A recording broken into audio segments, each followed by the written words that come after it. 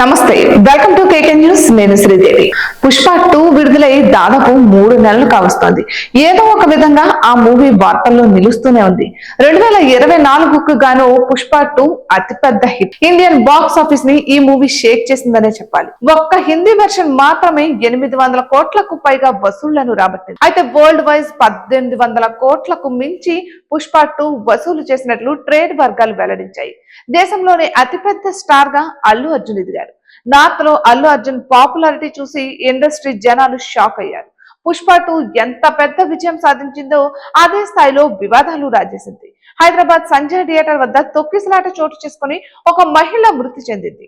Allu Arjun and team సరైన అనుమతులు లేకుండా పుష్ప 2 ప్రదర్శిస్తున్న సంజయ్ థియేటర్ ని దర్శించడమే ఇందుకు కారణం అంటూ విమర్శలు వెలువెత్తాయి. కేసు నమోదు చేసిన పోలీసులు అల్లు అర్జున్ ని అరెస్ట్ చేశారు. అల్లు అర్జున్ అరెస్ట్ తెలంగాణలో రాజకీయ దుమారం రేపింది. అల్లు అర్జున్ తో పాటు ఇండస్ట్రీ ప్రముఖులపై ఫైర్ అయిన CM Revanth Reddy benefit shows, tickets పెంపుకు ఇకపై అనుమతులు ఉండవు అని అసెంబ్లీ వేదికగా ప్రకటన కూడా చేశారు. అయితే రేవంత్ రెడ్డి నిర్ణయానికి అల్లు అర్జున్ తీరే కారణమంటూ కొందరు ఇండస్ట్రీ ప్రముఖులు అసహనం వ్యక్తం చేశారు.